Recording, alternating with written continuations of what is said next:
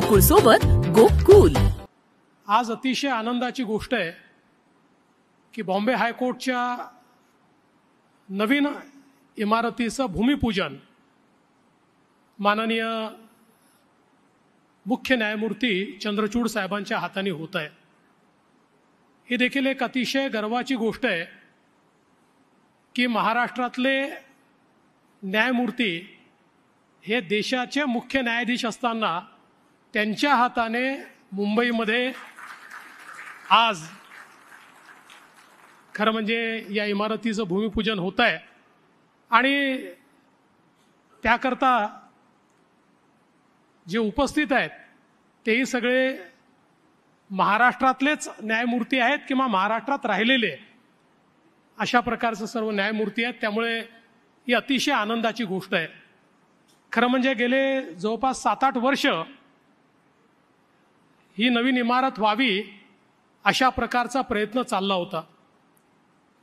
त्याकरता जस्टिस भूषण गवई साहेब असतील, justice okay साहेब असतील, दीपांकर दत्ता साहेब ज्यावेळी चीफ जस्टिस होते त्यांनी केलेला प्रयत्न असेल, उपाध्याय साहेब असतील, अनेक लोकांनी सातत्याने पाठपुरावा करून याला गती कशी देता येईल आणि अर्थातच या ठिकाणी आदरणीय चंद्रचूड साहेबांनी देखील स्वतः त्याच्यामध्ये इंटरेस्ट घेतला आणि अतिशय वेगानं हे काम पुढे गेलं आणि आज एक अतिशय चांगली अशा प्रकारची इमारत त्या ठिकाणी तयार होते।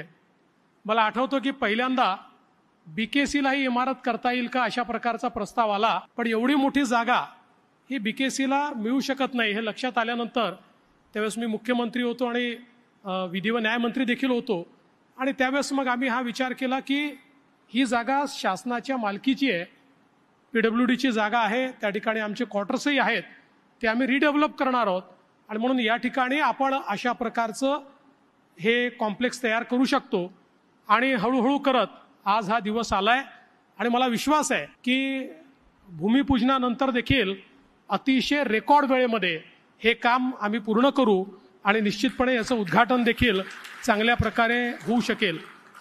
आत्ताच आदरणीय उपाध्याय साहेबांनी सांगितलं की 1862ची इमारत ज्या इमारतीमध्ये आत्ता माननीय उच्च न्यायालय बसतं, खरं म्हणजे अतिशय ऐतिहासिक अशा प्रकारची ती इमारत आहे। 7 जजेसपासनं त्यावेळेस सुरुवात झाली, स्ट्रेंथ 15 होती। म्हणजे मला जरा थोडं बरं वाटलं की त्याही काळामध्ये स्ट्रेंथ पूर्ण नसायचीच, म्हणजे 15च्या ऐवजी 7 होते। आता त्यापेक्षा चांगली स्थिती आहे, आता 90 जजेसची संख्या आणि 66 जजेस कार्यरत आहेत। म्हणजे मला असं वाटतं की त्याच्यापेक्षा बरी स्थिती आता 73% जजेस आज उच्च न्यायालयामध्ये या ठिकाणी आहेत आणि त्या काळामध्ये 16,44,000 रुपये एवढ्या फक्त रुपयांमध्ये ही इमारत तयार झाली होती आणि आज त्या इमारतीमध्ये पाहिल्यानंतर त्याचं जे हेरिटेज रूप आहे ते बघितल्यानंतर खरोखर मला असं वाटतं की त्यावेळेचं जे स्थापत्य होतं ते किती समृद्ध होतं हे आपल्याला पाहायला मिळतं। पण जरी स्थापत्य समृद्ध असलं तरी देखील आम्ही अनेक वेळा बघितलेलं आहे की अनेक जजेसला जीव मुठीत घेऊन त्या ठिकाणी बसावं लागतं, कारण कधी वरचा एखादा भाग खाली येईल याचा भरोसा नसतो आणि कुठल्याच प्रकारच्या सोयी त्या इमारतीमध्ये करता येत नाहीत। एक सोय करायची म्हटली तरी त्याच्यात 100 परवानग्या घ्याव्या लागतात, अशा प्रकारची अवस्था त्या ठिकाणी होती। त्यामुळे नवीन जागेची आवश्यकता होतीच, पण ही जी जुनी जागा आहे ही अतिशय ऐतिहासिक आहे। लोकमान्य टिळकांवर चाललेला खटला असेल, भारतरत्न डॉक्टर बाबासाहेब आंबेडकरांनी त्या ठिकाणी प्रॅक्टिस केलेली आहे, महात्मा गांधी देखील त्या ठिकाणी एक वकील म्हणून अपियर झालेले आहेत। त्यामुळे इतका मोठा इतिहास या संपूर्ण इमारतीला लाभलेला आहे आणि मला असं वाटतं की अनेक महत्त्वाचे निर्णय त्या इमारतीतनं दिले गेले की ज्यातनं लोकांचं जीवन बदललं, ज्यातनं अनेक वेळा पाथ ब्रेकिंग अशा प्रकारच्या व्यवस्था उभ्या झाल्या आणि म्हणूनच मला असं वाटतं की आता हे जे ट्रान्झिशन होत आहे हे ट्रान्झिशन केवळ इमारतीचं होत आहे, स्पिरिटचं ट्रान्झिशन होत नाही, स्पिरिट तेच आहे आणि त्याच स्पिरिटने पुढे देखील मला असं वाटतं की नवीन इमारतीतनं काम चालेल।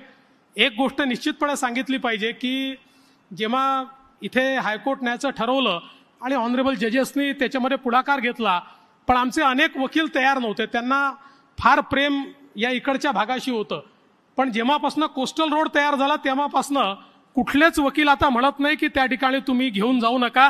आता सगळ्या वकिलांनी आम्हाला परमिशन दिली, कारण कोस्टल रोडनी 15-20 मिनिटात आता त्या ठिकाणी पोहोचता येतं. त्यामुळे सराफ साहेब आता काही प्रॉब्लेम नाही आहे. आता कोणीही याला विरोध करणार नाही आणि ही चांगली इमारत आपण या ठिकाणी तयार करू. मी शेवटी एवढंच सांगेन की आज आमची ज्युडिशियरी एक अशी इन्स्टिट्यूशन आहे, एक अशी संस्था आहे की देशामध्ये आपल्या जेवढ्या लोकशाहीच्या संस्था आहेत, सर्वाधिक विश्वासार्हता जर कुठल्या संस्थेच्या संदर्भात असेल तर ती आमच्या ज्युडिशियरीच्या संदर्भात आहे. पण अलीकडच्या काळामध्ये अशाही प्रकारचे प्रयत्न होतात की कुठेतरी अराजकता तयार झाली पाहिजे. माझ्या बाजूनं जर निर्णय आला तर निर्णय उत्तम, आणि माझ्या विरोधात आला तर मात्र त्याच्यावर प्रश्नचिन्ह निर्माण करायचं, अशाही प्रवृत्ती तयार होत आहेत. अर्थात अशा प्रवृत्तीशी लढण्याची शक्ती ही आमच्या सर्वोच्च न्यायालयामध्ये आहे, आमच्या उच्च न्यायालयामध्ये आहे, याबद्दल माझ्या मनात कुठलीही शंका नाही. पण मला असं वाटतं की जी विश्वासार्हता या इन्स्टिट्यूशनने तयार केली आहे, जी विश्वासार्हता कॅरी फॉरवर्ड केली आहे, अशीच विश्वासार्हता यापुढे देखील आपल्याला पाहायला मिळेल. आणि पुढच्या काळामध्ये त्यामुळे त्या अतिशय आयकॉनिक बिल्डिंगमधनं न्यायदानाचं कार्य हे अधिक वेगानं, अधिक चांगल्या प्रकारे, अधिक लोकाभिमुखतेनं त्या ठिकाणी पार पाडलं जाईल, हा विश्वास मी व्यक्त करतो. आणि सन्माननीय सर्वोच्च न्यायालयाचे मुख्य न्यायमूर्ती, सर्व न्यायमूर्ती, मुंबई उच्च न्यायालयाचे मुख्य न्यायमूर्ती, सर्व न्यायमूर्ती या ठिकाणी आले, त्याबद्दल त्यांचं सर्वांचं स्वागत करतो.